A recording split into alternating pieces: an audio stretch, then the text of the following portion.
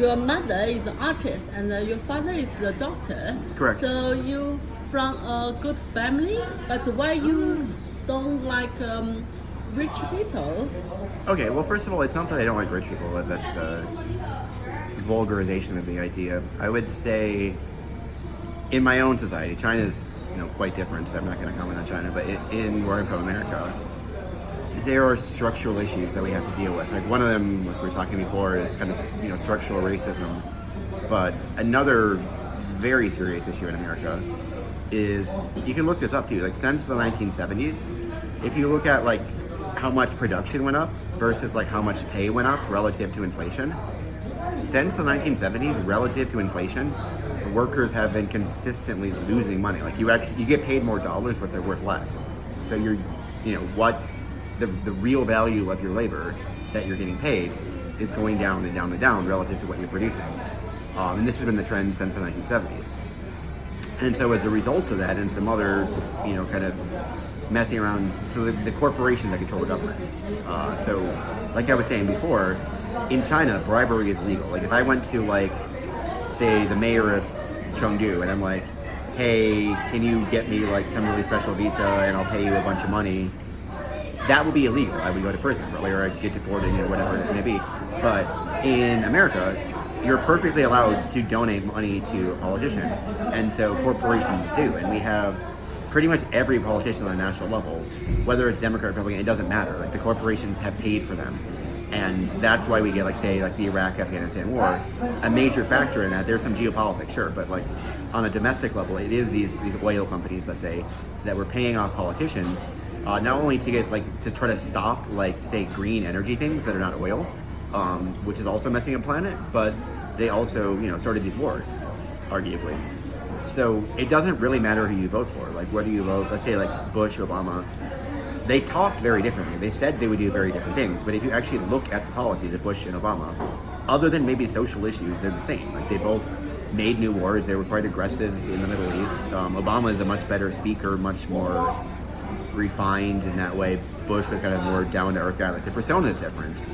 And what you see in America today is people, even though we have these really strong issues, divide of the rich and poor going on and increasing, like mathematically, you can show this on the graph. It's going like this. So, because the corporations can pay off politicians to have policies that benefit them. And that, that just is how the government works. It doesn't matter who you vote for. So the problem is people think it's free because they have a choice and there's two choices. But hey, if I give you a choice between here is cyanide, a kind of poison, and here's strychnine, a kind of poison, right? Cyanide just kills you and you don't have any pain. Presumably strychnine, it's going to be very painful and shaky, but either way you're going to die. But these are both really shitty choices, and people might say, oh, this is the lesser evil, right?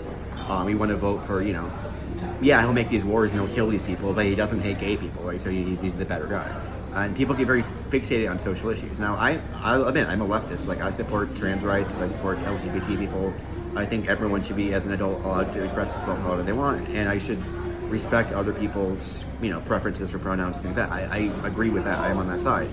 But it seems that in America, people have been so fixated on just that issue, whether they're on this side or this side of it. They're just thinking about trans issues and oh my God, they're playing in women's sports and blah, blah, blah. And, these are maybe discussions we need to have, but they're not the most pressing discussions, I would say. The most pressing discussions, people are getting fucking bombed in Syria, probably today, right? There's shit going on with Israel and Palestine. We need to solve these issues. And, I could talk a long time, too, about, why America supports Israel, and that's a whole can of worms in itself. I don't want to get to in this video. But I don't really know. You can't fix it within a system or something. It doesn't matter who you vote for. It is a dictatorship, just by more insidious means. If you've seen Star Wars, right, there's a really good analogy to it. The prequels are kind of shitty, but, this guy started a war, and he controlled both sides of it. So, no matter who wins, he wins, right? And so that's what the corporations have done, basically. They control the Democrat camp, they control the Republican camp. They have their two puppets fight each other. You think, oh, I want my guy to win because he's not as bad as this guy. But they're both controlled by the same fucking person. And no matter what they say, they're going to do the same thing. So, it's not a democracy. It's just on paper a democracy. And it hasn't been really ever, because at first it was only white, male, landowning Christians could vote when it was first a country. And thankfully, we have expanded since then to like legally enfranchise all adults, which is great. I definitely support that. But like, if you have two choices that are controlled by these fucking corporations, your vote really means nothing. Like, the only reason I voted last summer, I voted Green Party. I don't totally in line with them, but I think they're more sensible than the two big parties. And it's kind of like the fuck you vote to like the Democrat and Republicans because they're the third party. So I always put like Green Party as my vote, just like a none of the above. But in my state, Florida, there was a referendum on medical marijuana. And I think there are benefits to medical marijuana. Like, my mother actually uses it now, so for her pain in her toe, and she finds it useful. And so I wanted to vote on that issue because I think on referendums you have power. On local governments, you generally actually do have power to control it, and it controls more of your life. So I would advise Americans, like, if you want to get involved in like your community, do it at a local level first, certainly, because that's where you have the most power. Like, with it is less controlled by like the corporations, with more at the national level. But I don't know. That's my take on like American politics. It's on a national level. It's probably hopeless to change without. I don't know. Like, it would take like a total collapse of the system and building something new, which could happen, but I don't think now because America's a very dominant power. But that's why I don't really live there, because I just feel like the economics are such, like, you're not going to get up here to the rich. Whereas like China, the economy is expanding, and it seems to be doing it in a way where like as Adam Smith said, like, a rising tide lifts all boats. And that is actually, I think, the Chinese model. Like, yeah, there are rich people, there are poor people, but I think objectively everyone is going up. So, the Americans are like, psh, and like China, it's more kind of like this, right? Like, there's class, of course, like there is, and there's even some homeless people from like the countryside. Like, I mean, but like as a whole, I think it is getting better for everyone here, and that's kind of why I'm here. I mean, I support the idea, and like my own life has been quite comfortable. I don't think I'm rich. I don't think I'm poor. I go to work, get along, and yeah, life is good. It's definitely a lot more affordable than America for most things. Like, transportation is very efficient. The trains here are nice. I'd like to travel. I can go to other cities. Visited about half the province in China, mostly by train actually. Yeah, the city I live in is nice for cycling. I mean, I guess they have like a lot of like positive things. And I'm sure like American cities there's ups and downs too. I'm not saying that, but yeah, overall I do enjoy my life here in China. I don't really know what else to say at this point. What are you drinking? Well, we have a lot of things. We had this is I bought this in Liaoning, in the border city. I think it was Tumen is the name of it. The border city with China and DPRK.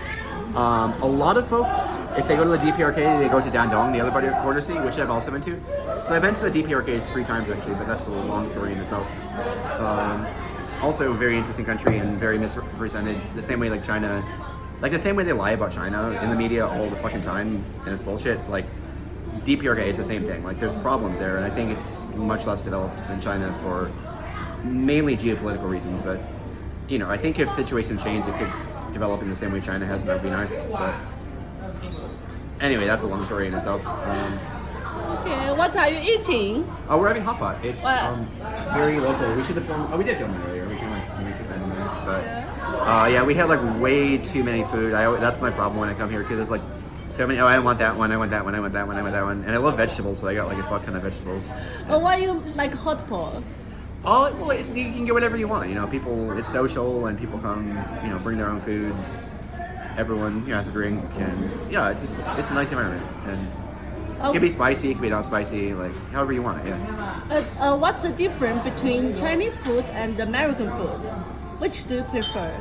Honestly, I do both. I think if I went too long without one, I would kind of crave the other. They're both nice. I mean, like, I think they're both very broad too, right? Like, China, there's many cuisines. Like Sichuan food is not the same as like Guangdong food. It's not the same as like Beijing food. So it's regional differences. Personally, I like spicy. I don't really like the oil too much. I think that would be my criticism of like Sichuan food is it's too oily. But I do like it. Like Huevo Roe is awesome. Like, yeah. For American food, like, it's nice too. I think in America, the portion sizes are much bigger than China, and that might be one reason for obesity. I mean, we just ate a fuck ton of food, so I can't really, But like, generally, when you go to a restaurant, like, they're gonna give you like a big ass plate of food in America, which is nice. I mean, I like it on that level, but like, yeah, that might be like the portions are maybe bigger. Whereas here, like the Western food, it's not maybe totally authentic. Although my new job, on the basement of like the place I live, there is like a grocery store that has like a lot of imported food, so you can get like fancy cheeses and stuff like that. So like, yeah, you can get it. It maybe costs a bit to import it. Restaurants, you can do a decent job. Like there's some good Italian food here, maybe like a real Italian chef. So Chengdu, in particular, I don't know other cities, but there is a pretty good international community here. Folks from all over, Americans, South Africans, Europeans. And, like some of them have sort of businesses, including restaurants. So on that level, yeah, you can get some good American food here, and then do that craving. The flavor is generally gonna be different. Like I like to go to like a barbecue place with my friends. I don't know. Thank you, Ting. Yeah, definitely.